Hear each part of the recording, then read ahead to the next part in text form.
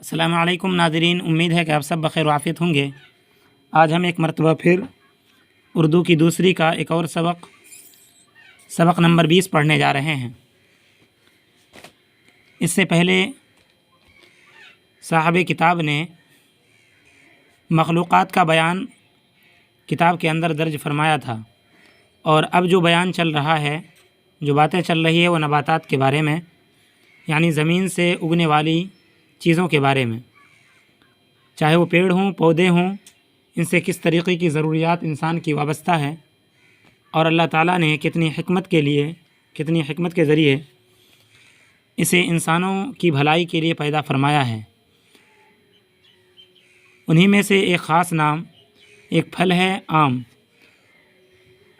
उसके बारे में आज हम पढ़ने जा रहे हैं। आम तमाम फलों में सबसे बेहतर और अफजल माना जाता है अपनी हैसियत के एतबार से और इफ़ादियत के एतबार से। इनके हर एक हिस्से का काम होता है, और हर एक हिस्सा, चाहे गुठली हो या कोई और भी चीज़ें हों, छिलके से लेकर गुठली तक सारी के सारे हिस्से काम में आते हैं इंसानों के। तो चलिए आज का सबक शुरू करते हैं कि अल्लाह ताला ने आम को किन खूबियों से नवाजा है। बिस्मिल्लाहिर्रहमानिर्रहीम। आम बाज़ारों में कई किस्म के अचार बिकते हैं। तुमने भी खाए होंगे। सब अचारों में आम का अचार लजीज होता है, यानी मज़ेदार होता है।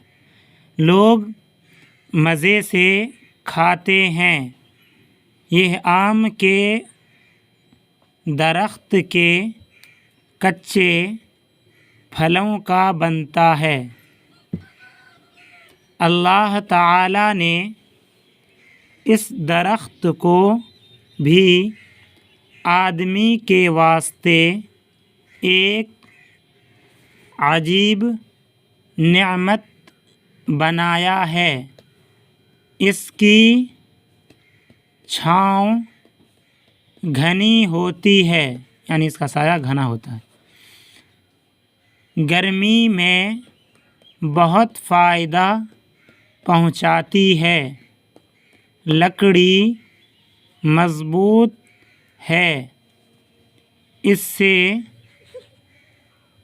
कितनी ही काम की चीज़ें बनती हैं, मगर यह दरख्त लकड़ी और छाँव के सबब इतना मशहूर नहीं जितना फल के सबब है।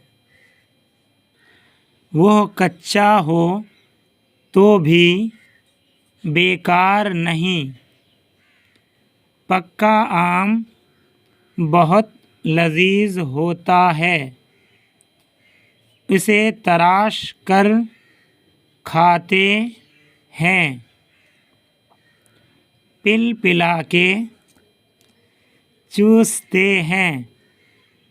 कच्ची कैरी हो तो चटनी पीसते हैं। कैरी छोटे आम को कहते हैं। पकने से ज़रा पहले उतार कर मुरब्बा डालते हैं। कच्चे आम का अचार डालते हैं। कभी चीर कर उसे सुखाते हैं, जिसे खटाई या अमचूर कहते हैं। इसका भी अचार होता है, जो बहुत मज़ेदार होता है। आम आदमी ही नहीं खाते, بعض جانور بھی اسے بڑے مزے سے کھاتے ہیں، خصوصاً طوطے تو اس پر ایسے گرتے ہیں جیسے پھول پر بلبل۔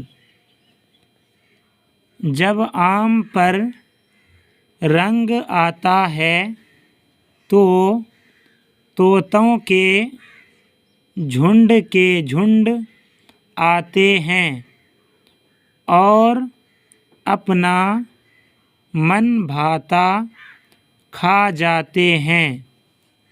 اس سے درخت کے مالک کا نقصان ہوتا، اسی لیے وہ ان سے بچانے کو آدمی نوکر رکھتا ہے جو انہیں درخت پر بیٹھنے نہیں دیتا۔ ناظرین، تو آج کا سبق یہیں پر مکمل ہو گیا ہے۔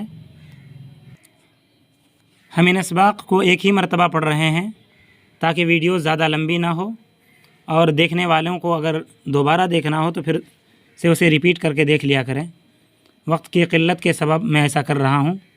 آپ لوگ بحسن خوبی سمجھدار ہیں، ان باتوں کا خیال رکھیں گے، اور اگر آپ کو کوئی مشورہ دینا ہو تو برائے کرم کمنٹ ضرور کیا کریں تاکہ آپ کی رائوں سے ہم مستفید ہو کر ویڈیوز کو اور اچھی طریقے سے بنانے میں یہ چیزیں انشاءاللہ ہمارے لیے معینہ اور مددگار ہوں گی۔ چلیے آج کا سبق یہیں پر روکتے ہیں، اور امید ہے کہ آپ سب پڑھ رہے ہوں گے اور روزانہ کا سبق روزانہ دیکھتے رہیں گے۔ اور میں بار بار آپ لوگوں سے گزارش اسی لیے کرتا ہوں کہ کم ہمتی کے شکار ہو کر لوگ اردو نہیں پڑھ پاتے ہیں یا کوئی اور بھی زبان، اگر اس نے کم ہمتی اپنے اندر دکھلائی تو یقین جانیں کہ پھر وہ پڑھائی سے ہاتھ دھو بیٹھتے ہیں۔ تو آپ ایسا نہ کریں، بلکہ روزانہ کا روزانہ سبق دیکھتے رہیں اور انشاءاللہ اردو آپ کو آ جائے گی۔ تو چلیے انشاءاللہ اگلے دن سبق نمبر 21 کے ساتھ دوبارہ پھر حاضر ہوتے ہیں۔ السلام علیکم ورحمۃ اللہ وبرکاتہ۔